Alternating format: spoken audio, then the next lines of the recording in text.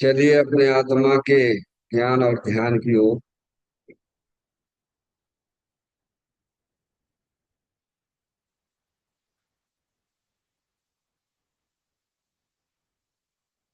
अपने चंचल मन को एवं चंचल उपयोग को स्थिर करने के लिए चिन्वाणी माता के माध्यम से अपनी वर्तमान ज्ञान की पर्याय में सम्यक भी ज्ञान उत्पन्न करते हुए शरीर शरीर से संबंधित जितने भी चेतन अचेतन पदार्थ हैं उनका मुझ भगवान आत्मा के साथ में किसी भी प्रकार का कोई संबंध नहीं है।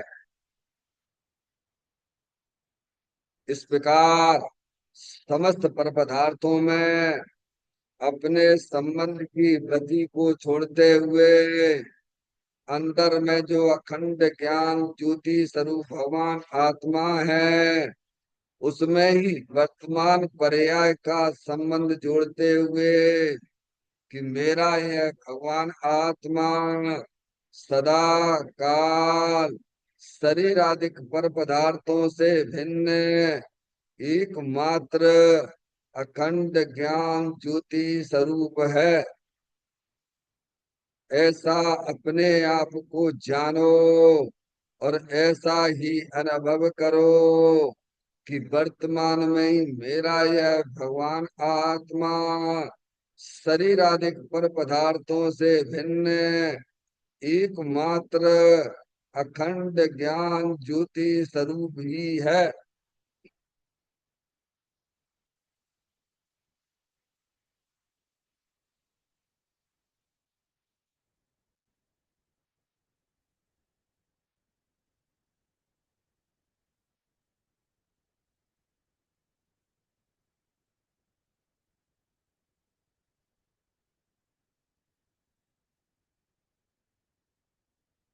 इसी प्रकार से संसार अवस्था में आत्मा की पर्याय में जो विविध प्रकार की पुण्य पाप के परिणाम दिखाई देते हैं वे समस्त परिणाम पर द्रव्यों के लक्ष्य से होने वाले भाव हैं। वे हमारे आत्मा का स्वभाव नहीं है।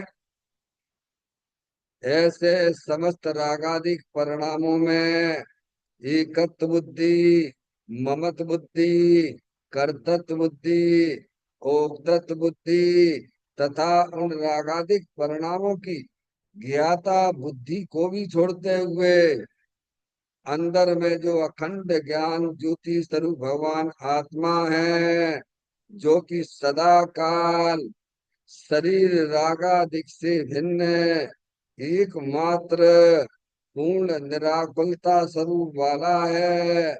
ऐसा अपने आप को जानो और ऐसा ही अनुभव करो कि वर्तमान में ही मेरा यह भगवान आत्मा शरीर रागादिक से भिन्न एकमात्र पूर्ण वीतराग आनंद मूर्ति स्वरूप है।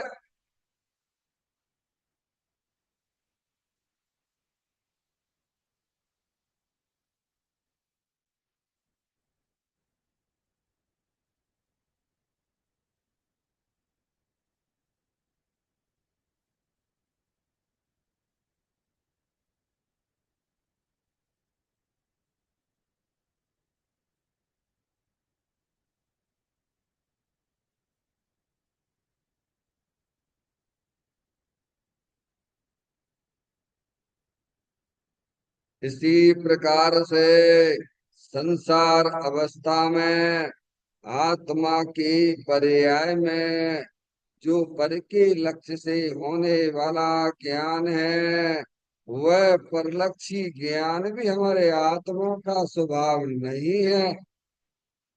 वह तो इंद्रिय जनित ज्ञान है।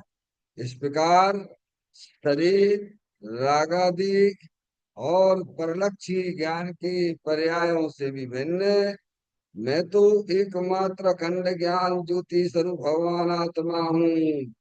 ऐसा अपने आप को जानो और ऐसा ही अनुभव करो कि वर्तमान में ही मेरा यह भगवान आत्मा शरीर रागादि और खंड खंड ज्ञान की पर्यायों से विभिन्न एकमात्र अखंड ज्ञान ज्योति स्वरूप ही है।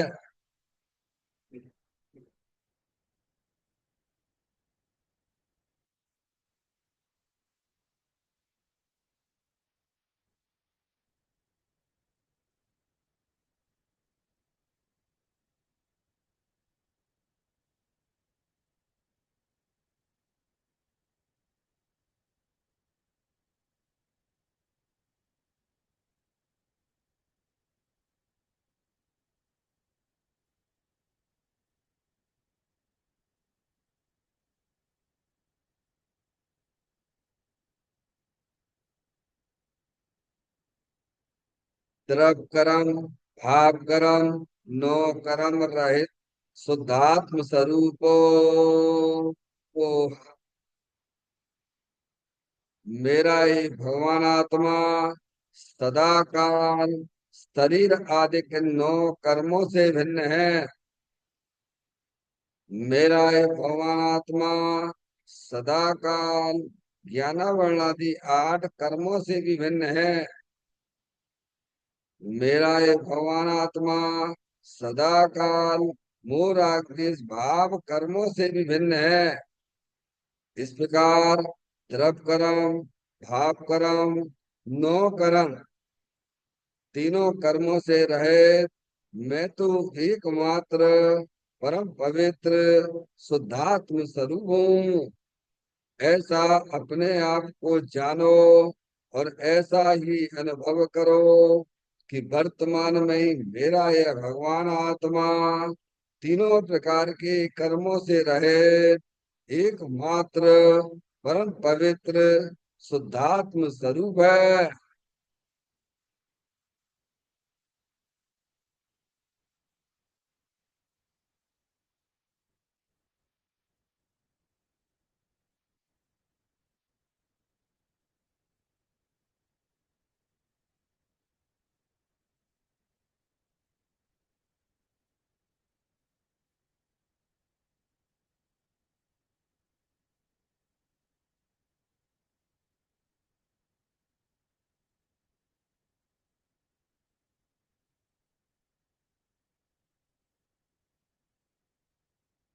ओम नमः सिद्धेभ्यः। ओम नमः सिद्धेभ्यः। ओम नमः सिद्धेभ्यः। चिंतामणि तम स्वयं का चैतन्य तत्व महान है। निज का करूं मैं चिंतवन निज का करूं श्रद्धान में शुद्धात्मा ही देव है। निदान है मैं स्वानुभव में देख लूं आत्मा स्वयं भगवान है। मैं स्वानुभव में देख लूं आत्मा स्वयं भगवान है। निर्मल जान परिठिया कम कलंक डैवी अपालतौ जैन करूं ते पर मपड़बरी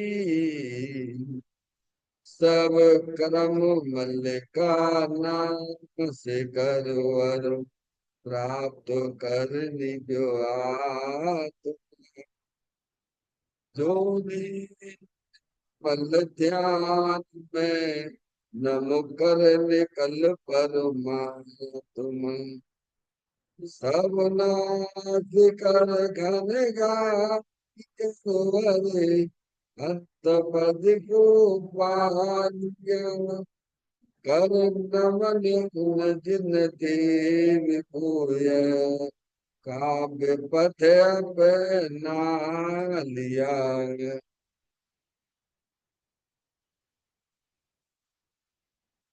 श्री योगसार जी नामक परम आध्यात्मिक ग्रंथ स्वाध्याय हेतु में विराजमान है।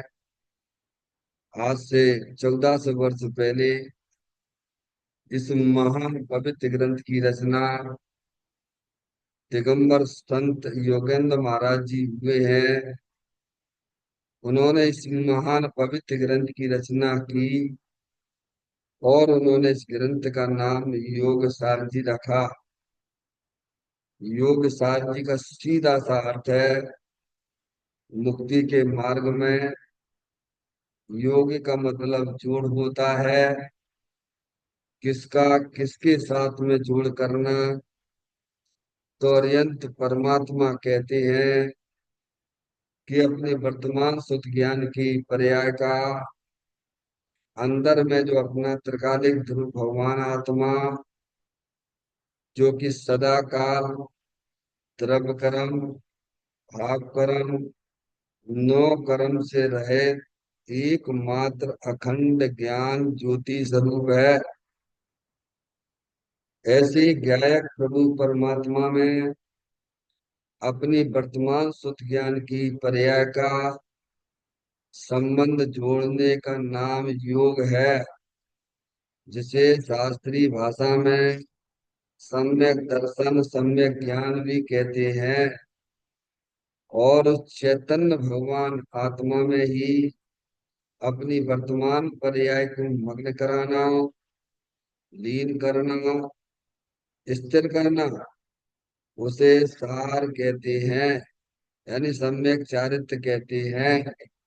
तो योग सार क्या हो गया। सम्यक दर्शन सम्यक ज्ञान सम्यक चारित्र वाली निर्मल पर्याय पवित्र पर्याय जो अपने आत्मा के आश्रय से प्रकट होती है, इसे यहाँ योग सार कहते हैं। और इसे ही अरिहंत परमात्मा मोक्ष मार्ग कहते हैं। इसी का नाम धर्म है। देखिएगा योग सार ग्रंथ के माध्यम से हम और आप यहाँ पर 73वें नंबर की गाथा का स्वाध्याय चल रहा है, जिसकी आज अंतिम चर्चा की ओर अपन चलेंगे। इस गाथा का जो मूल विषय है कि भाव निर्ग्रंथ ही मोक्ष मार्ग है। कहाँ से पहले निर्ग्रंथ होना है। भावों से होना है। भाव कौन से हैं आपकी आत्मा की पर्याय में। मोर आप देश के परिणाम समझ में आया। भाव से निर्ग्रंथ हुए बिना कोई भी जीव मोक्ष मार्ग में नहीं चल सकता है। क्या कर रहे हैं। चाहे कितनी भी धर्म के नाम पर ऊंची सी ऊंची क्रिया करे, लेकिन अगर यह अपने परिणामों में जो विवाह रूप परिणति है उससे अगर यह निर्ग्रंथ नहीं होता है तो वह जीव संसारी ही है भगवान। समझ में आया। इसीलिए इस गाथा में हमें मूल रूप से यही समझाया जा रहा है कि पहले हो भाव से निर्ग्रंथ और फिर होना बाद से द्रव्य में से निर्ग्रंथ। तो भाव से निर्ग्रंथ का मतलब क्या है। शरीर रागादिक जो है वे मेरी चीज नहीं है। वो मैं नहीं हूँ। मैं तो चेतनेश्वर भगवान आत्मा हूँ। ऐसा ज्ञान श्रद्धान पक्का चाहिए मोक्ष मार्ग के लिए। समझ में आया भैया। ये ढीले ढुल्ले वालों का काम नहीं है। गंगा गए गंगा दास करने गए जमुना दास, ये ऐसे काम ना चलेगा भगवान।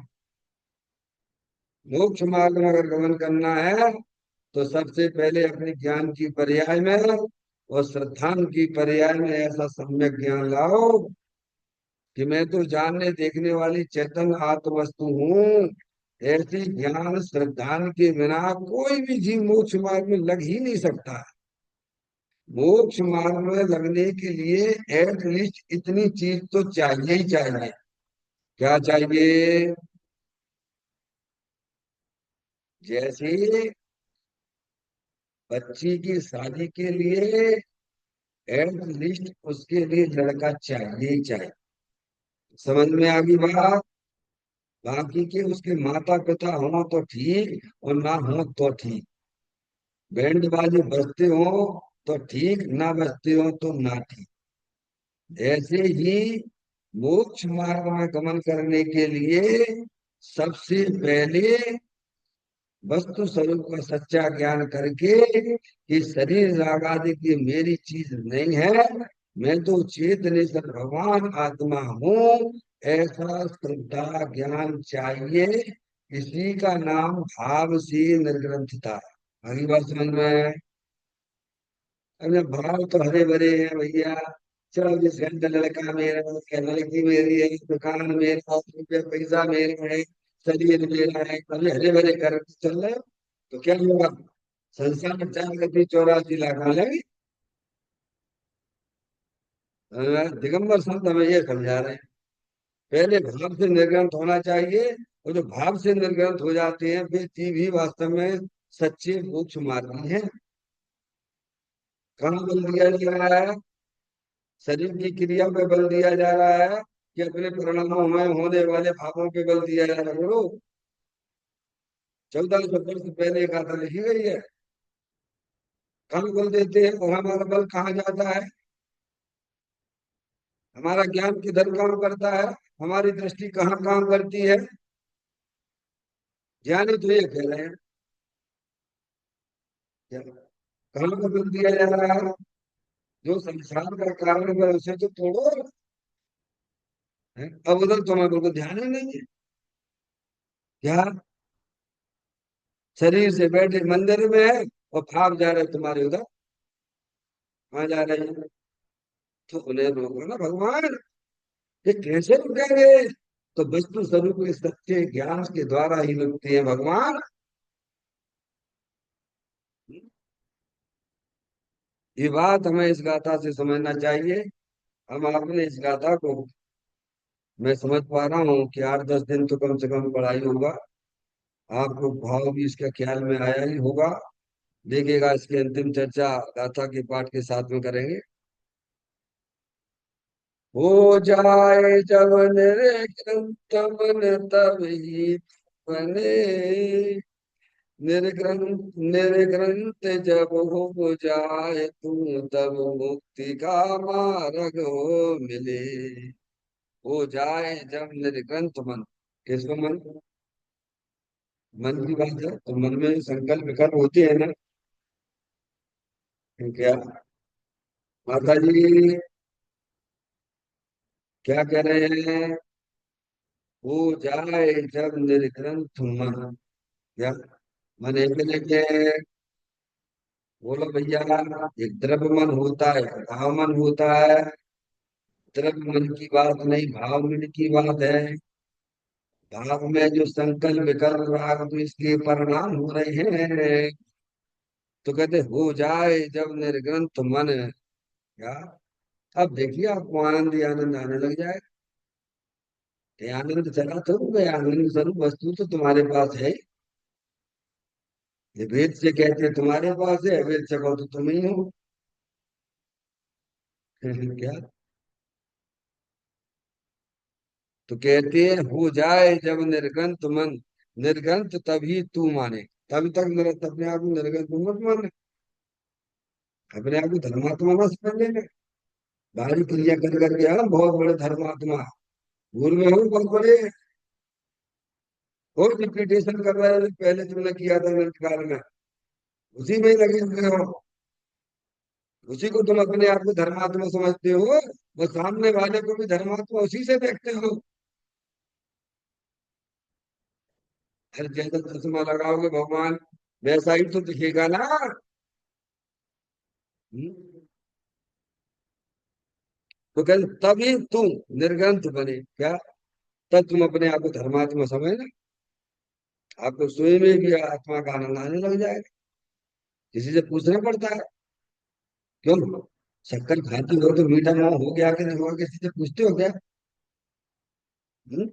जब तुम्हारे मन में, भावों में संकल्प विकल्प व्यर्थ व्यर्थ के चले गए, व्यर्थ के विकल्प चले गए, तो तुम्हें शांति नहीं मिलेगी। अरे बोलो, मिलेगी कि नहीं मिलेगी? है? तो यही तो कर रही है, तभी तो निर्ग्रंथ है। अभी यहाँ बैठे बैठे बैठे बैठे पर के पर को अपना मारे बैठे हुए हो। है, समझ में आया? दुनिया के कुछ हो जाता है अशांति हो तो पर को द्रव्य को अपना, पर द्रव्य को अपना क्यों जानते हो, क्यों मानते हो? तुम्हारा पर द्रव्य तुम्हारा कौन लगता है, जिसके लिए तुम मरे जाते हो भगवान? है? जब ज्ञानी कहते हैं कि शरीर भी तुम्हारा नहीं है, तो जिनके बारे में तुम निरंतर सोचा करते भी तुम्हारे कौन लगते हैं? है? निरंतर शांत शांत शांत बने रहते हो। है, लेना एक न देना दो।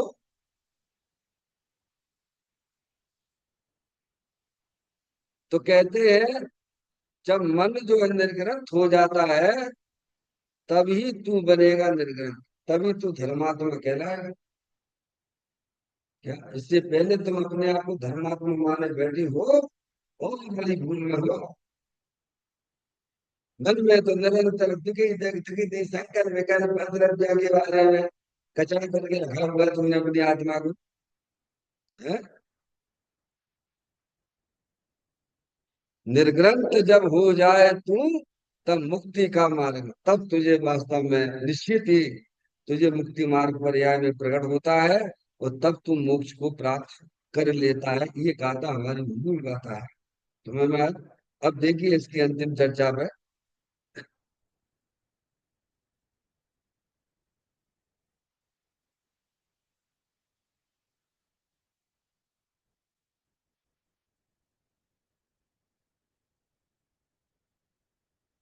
सनातन वीतराग धर्म संतों ने बतलाकर सरल कर दिया है।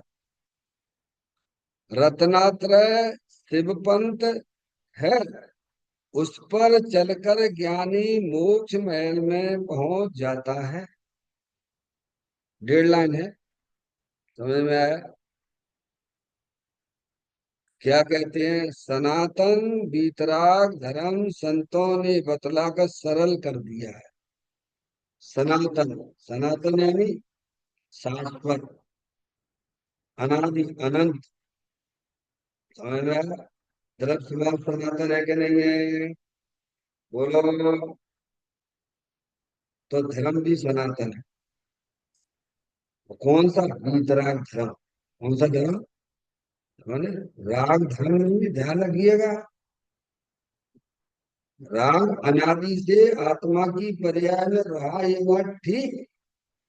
पर राग तो चला जाता है, आत्मा तो रहता है ना। तो राग धर्म नहीं हो। क्या समझ में आती है? तो सनातन का मतलब अनादि से, है ना, जिसकी ना तो कोई शुरुआत है और ना जिसका कभी अंत होता है। ऐसा वो सनातन कहलाता है, शाश्वत कहलाता है भगवान। और तुम्हारा आत्मा भी अनादि अनंत रहने वाला है। वस्तु स्वभावो धर्मो, स्वभाव का कब नाश होता है बोलो? वस्तु वितराग स्वरूप है ना। आदि वस्तु वितराग आनंद स्वरूप है ना। तो उसका धर्म कैसा होगा? अरे मनुष्यों के बच्चे कैसे होते हैं? मनुष्य होते हैं कि तिरछे होते हैं? अरे, ये भी नहीं समझते। ये तो सब जानते हैं कि मनुष्य के लड़के बच्चे मनुष्य ही होंगे। तो धर्म भी तो भाई साहब जब वितराग स्वभाव है, तो उसकी धर्म को वितराग धर्म ही तो कहेंगे भगवान। राम धर्म कहाँ लिखा हुआ है? कहीं लिखा हो तो बता दीजिए आप। है ना? सनातन, सनातन अनादि अनंत, जितने भी जीव सिद्ध परमात्मा हुए हैं, जितने भी होंगे, और जितने भी हो रहे हैं सब वेद विज्ञान का प्रताप ही समझना चाहिए। इसकी अंतिम गाथा पढ़ लेना चाहिए इसी ग्रंथ में। सब अपने आत्मा के दर्शन से हुए, सब अपने आत्मा के ज्ञान से हुए, इसकी अंतिम गाथा है। जितने भी सिद्ध हुए हैं, जितने भी हो रहे हैं और आगे जितने भी होंगे, वे सब अपने आत्मा के दर्शन से होंगे, अपने आत्मा के श्रद्धा से होंगे, अपने आत्मा के ज्ञान से होंगे।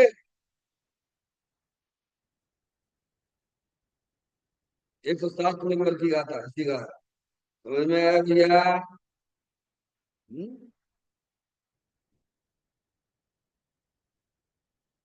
तो कहते हैं भीतराग धर्म संतों ने बतला कर सरल कर दिया। लो साहब, आगे बात समझ में आई?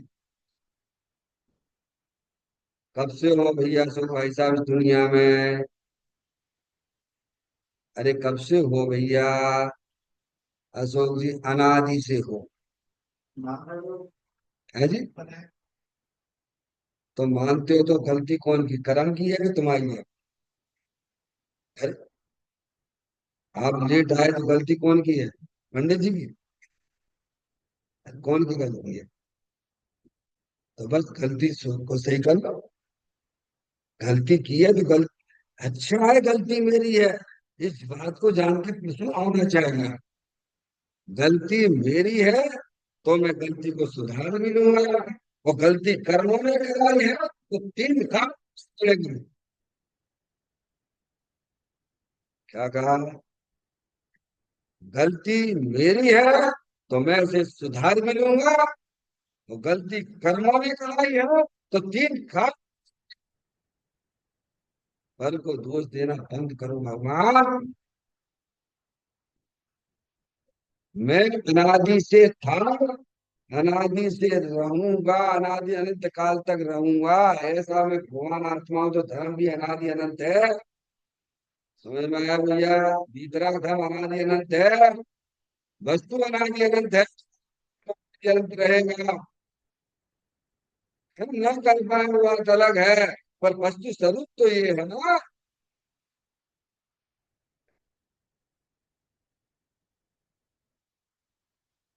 तो कहते हैं सनातन वीतराग धर्म। पहले धर्म समझ लो, धर्म किसे कहते हैं? वीतराग धर्म ही धर्म है, राग धर्म नहीं है। ये ज्ञान में से पूरी तरह निकाल दो, श्रद्धा में से भी निकाल दो। जो हमारे परिणामों में स्वभाव होते हैं, कसाय की मंदता के परिणाम होते हैं, वह धर्म नहीं है भगवान। धर्म तो भगवान ने अपने आत्मा के आश्रय से प्रकट होता है। इसी समय साहब जी की 11वें नंबर की गाथा में कहा, तुम्हें तुम्हें अपने आत्मा के आश्रय से समय दर्शन होता है। होता है तो मेरे कहाँ से? कहाँ से? तो जब अपने आत्मा के आश्रय से होता है, तो तुम्हारी श्रद्धा और ज्ञान कितने काम करेगा? है? आत्मा अंतर्मुख हुआ कि नहीं हुआ? आत्मा को देख के ही हुआ होगा कि वैसे ही हो गया होगा? हम्म? है, भगवान के दर्शन तो करवाने हो गए, हमें तो भगवान के दर्शन हो गए, हो गए। क्यों भैया? मंदिर में आए नहीं तुम, भगवान की तरफ तुमने देखा नहीं, और भगवान के दर्शन हो गए, हो गए। अरे हो गए क्या? है? आत्मा की तरफ देखा नहीं, आत्मा की दृष्टि की नहीं, और मैं तो धर्मात्मा हूँ, भूल में हो गए।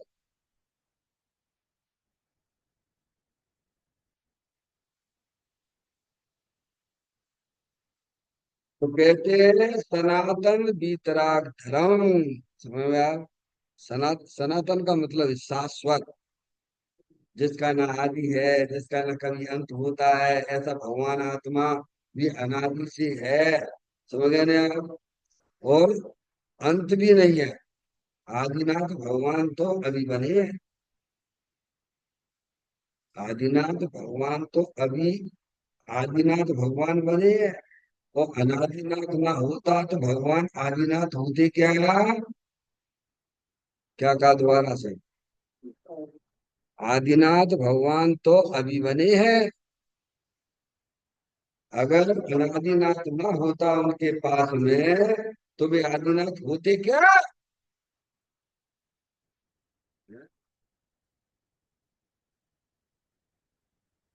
तो सबके पास अनादि है। सबके ही पल्ले लाल लाल बिना कोई नहीं। पर गांठ खोल देखी नहीं ताते भयो कंगाल। क्या भगवान मिथ्यात्व की गांठ नहीं खोलता है क्या। मिथ्यात्व की गांठ ऐसी पक्की पड़ी हुई है। वो भी कभी ऐसा होता है ना कि कोई नट होता है, नट जाम हो जाता है ना। अब लगा मेहनत करने लगा, खूब मेहनत कर रहा, खूब मेहनत कर रहा उस नट को खोलने के लिए। अब बामें तरफ की जंग क्या लग गई है, तो खुलेगा नहीं क्या। अरे पूछ रहा हूँ भाई, तुम इतनी मेहनत कर रहे हो उसे खोलने के लिए, तो नहीं खुलेगा क्या। अरे मूर्ख, उस पे तेल डाल दे, मिट्टी का तेल डाल दे तो उसका जो ढीली पड़ जाएगी, समझ लो नट खुल गया है। समझ में कला सीख लो। शारीरिक मेहनत को मेहनत ना समझे, वेद ज्ञान की ज्योति जला लो, अनंत काल की मिथ्यात्व रूपी ग्रंथि खुल जाएगी भगवान।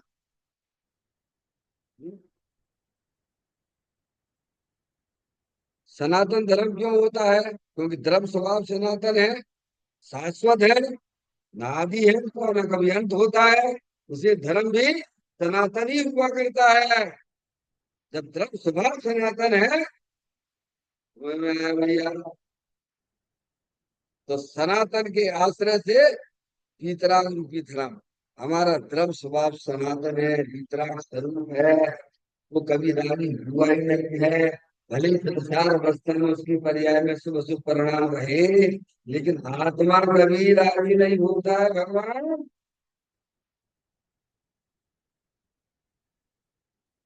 अब तुम अपने आप को जैसे लड़का लड़की माने बैठे हो, जैसे अपने आप को रागी तो इसी माने बैठे हो भगवान।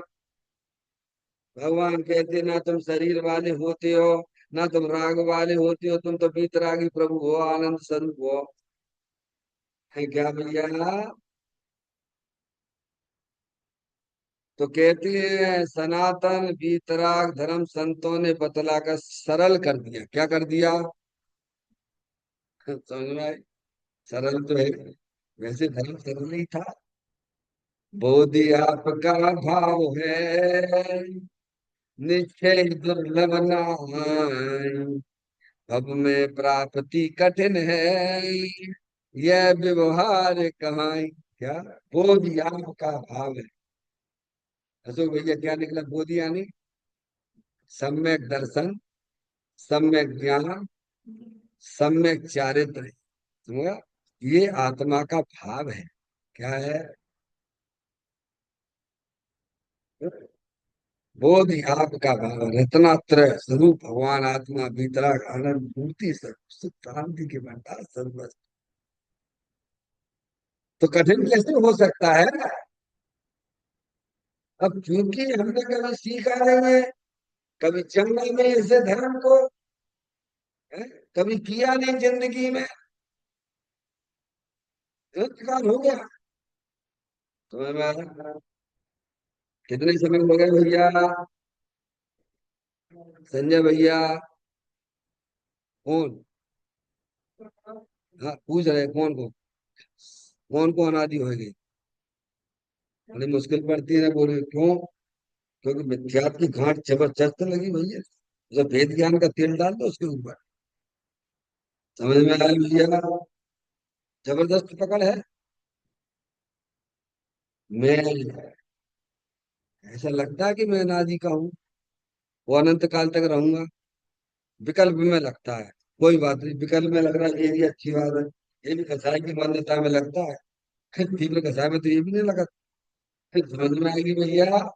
दिखाओ पियो मौज करो, किसने देखा है? कहते थे मैं लगे किताब मंदिर हम आगे ले जाए, हमने कौन से पाप करे हैं। वहां पापी है। सो यार,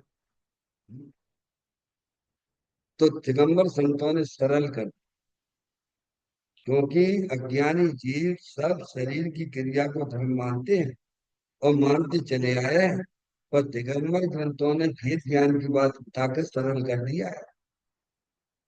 आचार्य अमरचंद देव ने समय सार के 131वें नंबर की गाथा में भी हमें समझाया, कलश में, भेद विज्ञान ता सिद्धा सिद्धा एकल केचन। क्या है ना, जितने भी जीव सिद्ध परमात्मा पर्याय में हुए हैं, सब भेद विज्ञान का प्रताप ही समझना चाहिए। और जितने भी जीव 4 गति 84 लाख योनियों में दुख उठा रहे हैं, सब भेद विज्ञान के अभाव में ही उठा रहे हैं। संजय भैया दुखी हो के सुखी, पूछ रहा हूँ।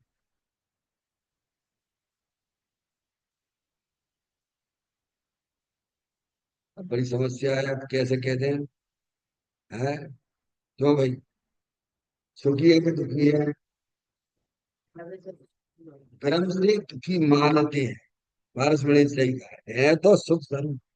संजय भैया चिंता मत कर, डटे रहना, डटे रहोगे तो मिलेगा माल। हाँ, अच्छे अच्छे आला के चले गए। आप लोग इस क्लास में रहते हो, ये आपका पीक टाइम है, मुझे मालूम है। 9:30 से 10:30 पीक टाइम है।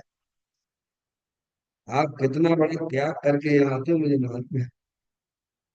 समझ में आ रहा है? ये भेद ज्ञान, जितने भी जीव, वेद ज्ञान है वस्तु स्वरूप का सच्चा ज्ञान। निज को निज पर को पर जान, फिर दुख का नहीं लेस निशान। समझ गया? तो दिगंबरों ने सरल कर दिया, सरल था ही नहीं। वेद ज्ञान की आंख न थी, क्या कर सकती थी? कौन को सुनाई? भगवान को। ये तो भैया बोलेगा भगवान, जिन्हें सुनाने की जरूरत है तुम्हें समझ में आएगी भैया। दिगंबर संतों ने यह बात बतला दी, क्या बतला दी? सरल कर दिया। क्योंकि सरल इसीलिए है क्योंकि आत्मा का स्वभाव तो हर समय उपलब्ध है। और धर्म करने के लिए तुम्हें किसी के पास जाना भी नहीं है। समझ में आया? धर्म करने के लिए भेद ज्ञान की ज्योति चाहिए, सच्चे ज्ञान की जरूरत पड़ती है। जैसे मैं आपसे कहूँ कि भाई साहब आत्मा का ध्यान लगा लो, और तुम्हें अपने आत्मा का ज्ञान नहीं है, तो आत्मा का श्रद्धा नहीं है, तो तुम ध्यान लगा पाओगे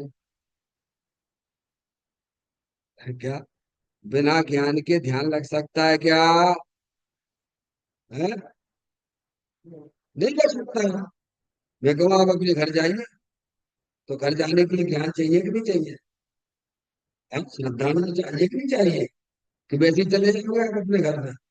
ऐसे ध्यान लगाने के लिए, आत्मा का ध्यान करना है, तो आत्मा की ज्ञान और श्रद्धा की जरूरत पड़ेगी पड़ेगी।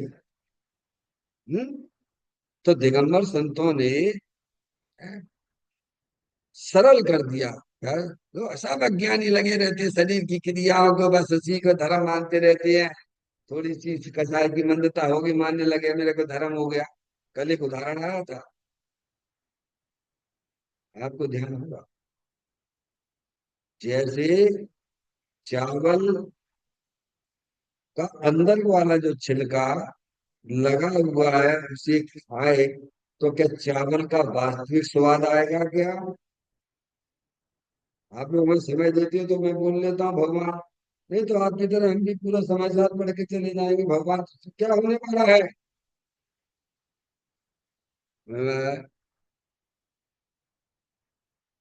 जैसे चावल का अंदर वाला छिलका को ना निकाले तो चावल का स्वाद नहीं आता है, ऐसे ही अंदर में मोर आदेश की गांठ ना खोले तो कसाई की मंदता को समझ लेते हैं धर्म हो गया। क्या हो गया? तो भगवान का आनंद नहीं है भगवान, कसाई की मंदता वो आत्मा का आनंद नहीं है वो।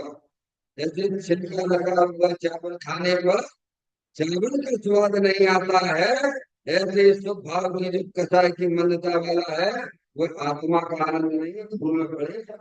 मन में है ज्ञानी, उसी को धर्म माने बैठे बस सदा। ये है उसका धारा, उसका ये है। गुरुदेव श्री हमें ये समझाना चाहते हैं, उसमें दोबारा से पढ़ना है। उसको अच्छी तरह से पढ़ना, पर उसमें ये लिखा नहीं, ध्यान रखना, मैं आपको बता रहा हूँ। तो सरल कर दिया, सारे अज्ञान ही शरीर की क्रिया का धर्म माने बैठे हुए। तो उन्होंने भेद ज्ञान की बात बता दी हमें। ओहो, ये शरीर की जुदी चाल है, कर्म की जुदी चाल है, राग की जुदी चाल है, और तुम तो जानने देखने वाली चेतन नाथ वस्तु हो। तुम्हारे जितने भी पर्याय में दुख हैं, वो सब भेद ज्ञान के द्वारा सब समाप्त हो जाएंगे। वाह, बस तो स्वरूप का सच्चा ज्ञान कर लीजिए आप। अंदर चेतन भगवान आत्मा है, जलल ज्ञान ज्योति स्वरूप है। उसकी दृष्टि करने से तुम्हारे दुखों का अंत आ जाएगा भगवान। सरल कर दिया कि नहीं कर दिया, बोलो भगवान। अब करना तो पड़ेगा हमें तुम्हें, संतों ने तो कोई कमी छोड़ी नहीं है। ठीक है, संतों ने तो कोई कमी नहीं छोड़ी है। सरल था, सरल है, वो हमको सरल तरीके से समझा भी दिया उन्होंने, हमारी भाषा में हमको समझा दिया। हमारी भाषा में समझाने वाले हमें खुद गुरुदेव श्री जी मिले। आपको संस्कृत नहीं आती है, व्याकरण नहीं आता है, समझ में आया भैया, प्राकृत भाषा नहीं आती, चिंता करते क्यों भगवान। संस्कृत भी नहीं आती है तो कोई बात नहीं है भगवान, गुजराती नहीं आती तो कोई बात नहीं भगवान। देखो कितना बढ़िया काम कर दिया है। हैं? वो गुरुदेव से गुजराती में बोले तो भी तुम्हारे पे टीवी पे हिंदी में लिख के आ जाता है, और क्या लोगे भगवान। तुम्हारी भाषा में तुमको समझा रहे तो भी समझ में नहीं है, तो हम क्या करें भगवान, क्या नहीं कहते। ठीक है, कितना सरल कर दिया है, बताइए आप। अब गलती कौन की है? स्वयं की गलती से, अभी स्वयं की गलती है। अ, फिर कहते रत्नात्रय शिव पंथ है, क्या है रत्नात्रय में? जो आप श्राप का चार्जिंग पढ़ते हो, सम्यक दर्शन ज्ञान चारिताणी मोक्ष मार्ग,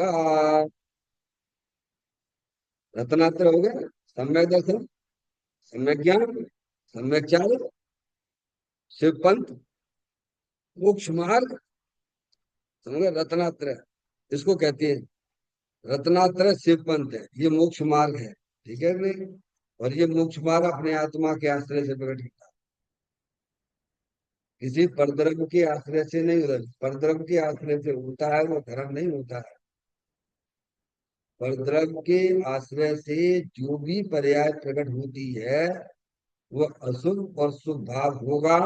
और अशुभ और शुभ भाव जब आत्मा की पर्याय में रहता है, तब उसको पौद्गलिक कार्बन वर्गणाएं, जो पूरे लोकाकाश में भरी हुई है, वे आत्मा के साथ संबंध बना लेती हैं। समझ गया? और फिर वो आत्मा को नया नौकरम मिलता है, और ये रेट चलता रहता है। समझ में आया? और पीतराग रूप परिणति होती है, रत्नात्रय होती है। जब पर्याय में रत्नात्रय प्रकट होता है, वो अपने स्वभाव के अवलंबन से होता है, तब पौद्गलिक वर्गणाएं अपना काम नहीं कर पाती हैं। फिर वे तुम्हारे आत्मा के साथ नहीं बनेंगे, बल्कि अज्ञान अवस्था में जो हमारे आत्मा के साथ में जो कार्बन परगणाएं बनी हुई थी, वे कार्बन परगणाएं स्वयं में भी अक्रम हो जाती हैं, स्वयं में भी नाश को प्राप्त हो जाती है। ये उल्टा चलता है यहाँ पे। हाँ, रत्नात्रय में गजब का काम होता है भगवान। पुराने कर्म भग जाते हैं और नए कर्म बनते नहीं है। अब ये तुम काय नहीं कर रहे भगवान। बहुत कठिन बिल्कुल नहीं है, ध्यान रखिए। चुन चुन के लोग आते हैं शास्त्र सुनने वाले। जैसे जीव जो है नित्य निवृत्त से चुन के निकलते हैं। 6 महीना 8 समय में 608 जीव नित्य निवृत्त से निकलते हैं, और इतने ही अनुपात में जीव मोक्ष में जाते हैं। क्या हम आपने अभी तक एक ही काम अच्छा किया कि नित्य निवृत्त से निकल आया। बल्कि हमारे बहुत से ऐसे साथी हैं, अनंत साथी हैं, जो आज भी नित्य निरोध में पड़े हुए हैं और अनंत काल तक वे नित्य निरोध से निकलेंगे भी नहीं। तो अपने ऊपर गौरव करना चाहिए कि मैंने एक काम तो अच्छा किया कि नित्य निरोध से मैं निकल आया। अब दूसरा काम केवल यहीं पर होता है, दिगंबर दिगंबर साधुओं के बीच में, दिगंबर ग्रंथों के बीच में ही होगा दूसरा काम। और हमारे सौभाग्य से ये आज हमें पंच परमेष्टि मिले हैं। आपने कोई छोटा मोटा काम नहीं किया। अनंत जीव में से 608 जीव निकल जाना भगवान। अशोक भैया, अनंत जीवों में से अनंत जीव समझते हो भैया, अच्छे अनंत राशियां हैं। भगवान तुम्हें ऐसा समझाते हैं, देखो भैया, लहसुन हो, प्याज हो, काई हो, उसके राई जितने टुकड़े में असंख्यात औदारिक शरीर है। कितने? अरे भैया थोड़ा दिमाग का बदल दो।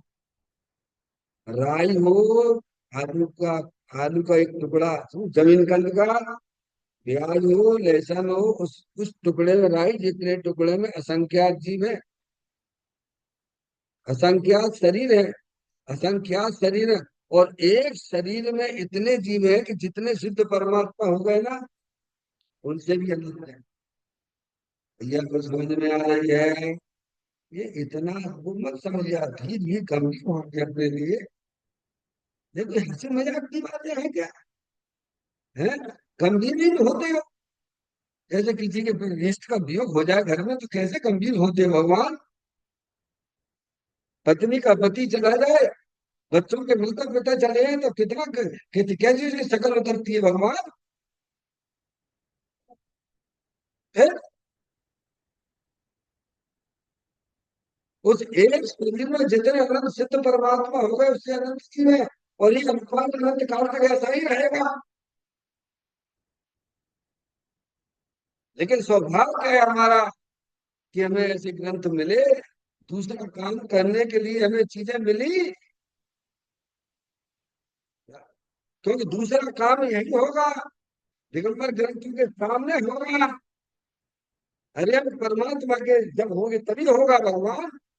उनकी वाणी हमें मिली है भगवान। समझ में आया भैया? इसकी कीमत करो। तो रत्नात्र शिव पंथ होगा, क्या होगा? वही वास्तव में मार शिव पंथ वही है। और वह शिव पंथ अपने आत्मा के आश्रय से प्रकट होता है। फिर कहते हैं देखो, उस पर चलकर, यानी रत्नात्रय पे चलकर, काय पे चलकर है, काय पे चलकर, रत्नात्रय पे चलकर ज्ञानी, ज्ञानी यानी जिसे भेद ज्ञान की ज्योति जली है, जिसकी ज्ञान की पर्याय में, शुद्ध ज्ञान की पर्याय में जिसके भेद ज्ञान की ज्योति चली, वो ज्ञानी है। मोक्ष महल में पहुंच जाता है क्या? अब उसे मालूम है। क्यों भैया? अब आपको कैसे मालूम पड़ जाए कि भाई साहब जाइए, गुरु कृपा में जाइए, एक दो तीन चौथे पे आप राइट में मुड़ जाइए और वो आपका घर मिलेगा? क्यों? कोई भी जगह का आपको ठिकाना परिचय करा दिया जाता है तो आपको कभी अंदर में शंका होती है क्या?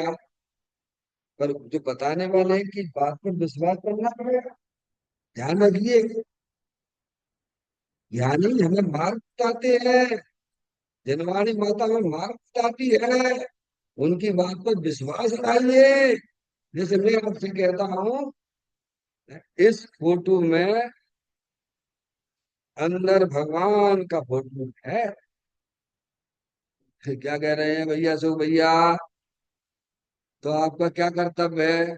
अगर आपको इसमें दर्शन करना है तो आपको मेरी बात का ज्ञान भी करना पड़ेगा, मेरी बात पर श्रद्धा भी लाना पड़ेगा, और फिर पुरुषार्थ करिए। ज्ञान और श्रद्धा भी पुरुषार्थ है। समझ में आया भैया? जब फिर आप ऐसे देखते हो तो इसमें आपको भगवान का फोटो नजर आता है।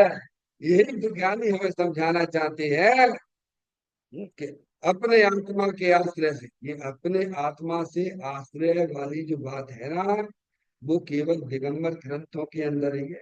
समझ लिया। चाहे कितने भटके और भटके आइए, समय नहीं है भटकने का। अभी तो अपन को अपनी आत्मा का आनंद भी जीना है भाई। अब भटकना बंद करो। जलवाणी माता पे विश्वास दिलाओ कि मेरे हित की बात करती है। तो कहती है वो जीव ज्ञानी है, वो मोक्ष महल में पहुंच जाता है अपने घर। जो क्या है भैया, अनंत दर्शन, अनंत ज्ञान, अनंत सुख, अनंत वीर जैसी भरपूर निर्मल पर्याय ज्ञानी प्रकट कर लेता है। इस प्रकार से सुंदर चर्चा हमने ये 73वें नंबर की गाथा से अपन ने पढ़ा। खूब चिंतन करना, विचार करना। कल अपन 74वें नंबर की गाथा के विषय पे आएंगे। चैतन्य काय स्मरण प्रति क्षण करो रे, कवि के अनंत दुखी को पल में हरो रे। अक्षय अनंत निज शोक निदान पाओ, गाओ वरे नित इसी के गीत गाओ। गाओ वरे नित इसी के गीत गाओ। नौ बार नमोकार मंत्र का स्मरण।